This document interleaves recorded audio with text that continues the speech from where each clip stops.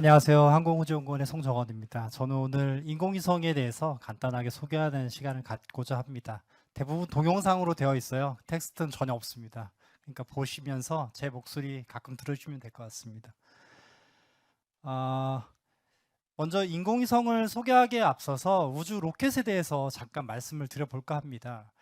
우주 로켓을 개발하는 일은 굉장히 어려운 일이에요. 항공우주연구원에서도 작년에 누리호라는 발사체를 아주 20년 동안 노력해서 성공을 했는데요. 전 세계에서 우주 로켓을 발사에 성공한 나라는 9개 나라밖에 없습니다. 그만큼 어려운 일인데요. 그렇다면 우주 로켓을 왜 개발해야 되는 걸까요? 왜 필요한 걸까요? 그것은 바로 지구에 있는 사람이나 인공위성과 같은 물체를 우주 공간으로 보내기 위해서 필요한 일입니다. 특히 인공위성 같은 경우에는 아주 정확한 위치, 정확한 궤도에다가 갖다 놔야 되거든요. 그래서 우주 로켓을 개발하는 일이 무엇보다 중요하고 핵심적인 일이라고 생각이 듭니다. 누리호 발사가 다음 달에 3차 발사가 있습니다. 여러분들 많이 응원해 주셨으면 고맙겠습니다. 자, 이제 본격적으로 인공위성에 대해서 말씀을 드릴 건데요. 인공위성은 여러 가지로 이제 분류를 할 수가 있어요. 크기별로 분류를 할 수도 있고, 또 지구에서 어떤 높이에 있는지 높이별로도 분류를 할 수 있는데요. 저는 오늘 사용 목적별로 분류를 하고 싶어요. 인공위성이 어디에 쓰이고 있는지요. 첫 번째로 인공위성이 가장 많이 쓰이는 것은 지구의 대기나 해양이나 육지를 관찰하는 지구 관측 위성이 있어요. 두 번째는 GPS 위성과 같이 항법 위성이 있고요. 또 방송 통신을 중계해주는 통신 위성이 있어요. 그리고 최근에는 달이나 화성을 가서 우주 탐사를 하는 우주 탐사용 위성들이 개발되고 있습니다. 자, 첫 번째로 우리가 가장 익숙하고 친숙한 건 아마 기상위성일 것 같습니다. 기상위성은 지구에서 약 3만 킬로미터 이상의 높이에 위치해 있고요. 이것을 우리는 이제 정지 궤도라고 부릅니다. 정지 궤도라고 해서 정지에 있는 것은 아니고요. 지구가 이렇게 자전을 하는 속도가 있는데 위성도 그 정지 궤도에서 지구의 자전과 동일하게 이동을 합니다. 그래서 정지 궤도에 있는 위성은 지구의 한 곳을 계속해서 관찰할 수 있어요. 그래서 기상위성 같은 경우에는 정지 궤도에서 대한민국의 기상과 대기, 해양 또 육지들을 끊임없이 관찰을 하면서 날씨 정보들을 만들어내게 됩니다. 그 다음은 이제 위치 항법 위성인데요. GPS 위성 들어보셨죠? GPS 위성은 항법 위성인데요. 전 세계적으로 항법 위성은 굉장히 나라별로 여러 개가 있습니다. 그 중에서 GPS 위성은 미국이 만든 군사 목적의 항법 위성입니다. 항법 위성이 작동하는 원리를 간단하게 설명드리면 항법 위성은 여러 개가 필요한데요. 각각의 항법 위성들은 자신의 정확한 위치, 위경도, 또 높이, 그리고 정확한 시간을 가지고 있어요. 그러면은 이제 네 가지가 필요한 거죠. X, Y, Z, T 네 가지 정보가 필요하기 때문에 이 4차 방정식을 풀기 위해서는 최소한의 4개의 위성이 필요하고요. 사실은 7개 이상의 위성이 있어야지만 수신기를 가지고 있는 사람의 위치를 계산해낼 수 있다고 합니다. 그래서 보통은 이제 수신기들이 많이 보급되어 있죠. 우리가 갖고 있는 스마트폰, 스마트워치, 자동차, 비행기 선박에 다 GPS 수신기들이 들어 있습니다. 이런 항법 장치들은 앞으로 점점 더 정밀해지고 필요하게 되는데요.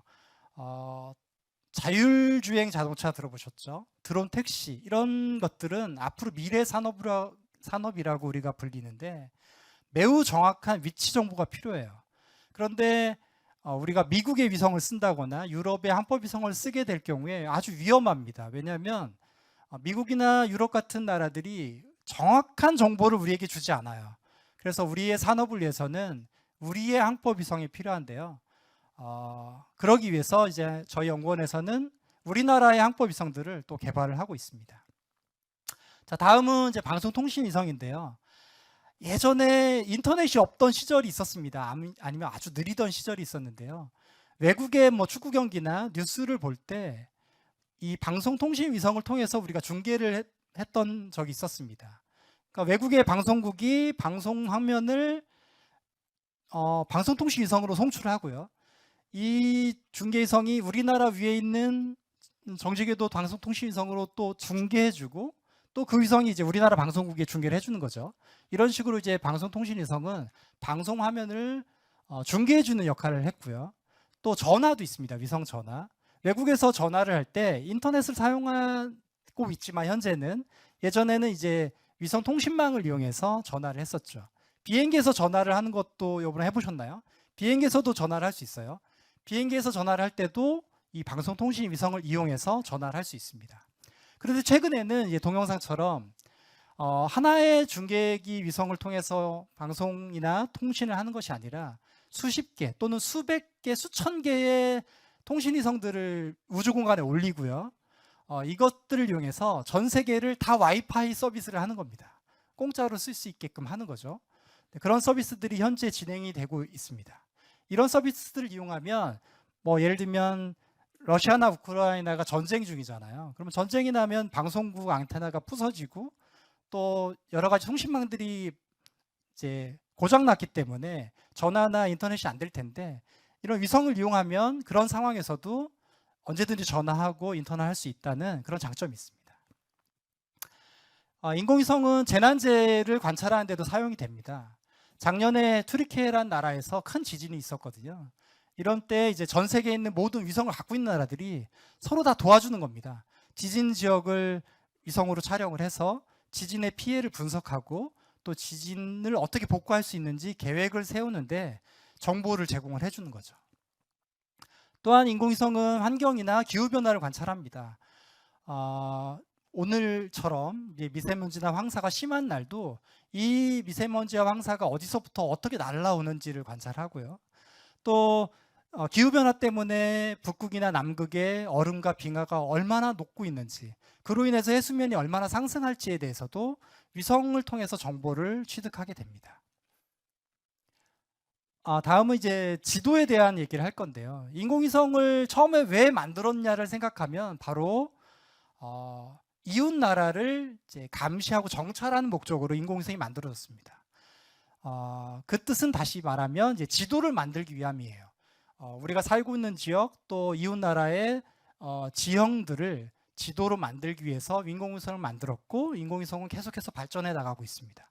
그래서 성능이 너무 좋아지다 보니까 이제는 그냥 지도가 아니라 건물 하나하나가 다 지도 안에 표현되고요. 나무 하나하나도 다 표현되는 그렇게 정밀한 지도들이 만들어지고 있어요. 그래서 뭐 배그 같은 게임들을 할 때도 이런 인공위성이 만든 3차원 정보를 게임의 미디어에 사용되고도 합니다. 감사합니다. 시간을 딱 맞춘 것 같아요. 이제는 이제 미래에 어떤 일이 벌어질지를 소개하고자 합니다. 여러분 우주 쓰레기라고 들어보셨나요? 네. 승리호라는 영화를 보셨나요? 네, 거기 보면 이제 우주 쓰레기를 막 청소하는 일들이 나오잖아요. 그런 일들이 사실은 실제로 벌어지고 있거든요. 인류가 우주 개발을 많이 할수록 우주 쓰레기가 막 늘어납니다. 왜 그러냐면 위성이 정말 수천 대 수만 대가 올라가고 있는데 위성이 수명이 다했어요. 그럼 위성을 거기에다 그냥 방치하면 안 되거든요. 그래서 수명이 다한 위성을 어떻게 하냐면 궤도를 점점 낮춰서 대기권으로 진입시킵니다. 그러면 대기와의 마찰로 인해서 불타서 없어지거든요. 그리고 떨어질 때 육지로 떨어지면 사람이 다칠 수 있으니까 바다로 떨어지도록 유도를 합니다. 그래서 조작을 해야 되는데 수명이 다한 애들은 조작이 잘 안 돼요. 그래서 밑으로 내려지 못하고 거기에 그냥 남아있는 경우가 생기거든요. 그러면 그게 이제 우주 쓰레기가 되는 거예요. 그리고 최근에 우주 쓰레기가 왜 많아지냐면 다른 나라의 위성을 우리나라 위성으로 이렇게 격추하는 일들을 합니다. 왜냐하면 저 나라가 우리나라를 보고 있는 게 기분이 나쁠 수 있잖아요. 그러니까 이제 격추를 하게 되는데 격추하면 파편이 많이 생겨요. 위성이 팍 터지니까. 그럼 그 파편들이 다 우주 쓰레기가 되는 거고요. 그런 식으로 이제 우주 쓰레기가 엄청나게 많이 만들어지고 있는데 현재 관측되는 우주 쓰레기, 레이더로 관측되는 우주 쓰레기만 거의 2억 개 가까이가 된다고 해요. 그래서 앞으로는 정말 이 우주 쓰레기 때문에 우주 개발에 큰 걸림돌이 될 수 있다 이렇게 생각됩니다. 우주 쓰레기를 치우는 방법이 아이디어들이 막 나오고 있어요. 크게 두 가지가 가장 이제 각광을 받고 있고 실제 개발되고 있는데, 우주 쓰레기 근처로 위성이 가서요, 이제 전자 그물을 펼쳐서 우주 쓰레기를 이렇게 잡아들이는 방법이 있고, 자석으로 막 끌어당겨서 없애는 방법도 있어요. 그런데 그걸로는 부족하죠. 그래서 여러분들이 혹시 이 우주 쓰레기를 없애거나 치울 수 있는 아주 효과적인 아이디어가 있다면, 그 아이디어를 또 구현해낼 수 있다면 인류가 우주 개발을 하고 우주를 탐사하는 일에 아주 중요하고 가치 있는 일이 될 것이라고 생각합니다. 이상 발표 마치겠습니다. 감사합니다.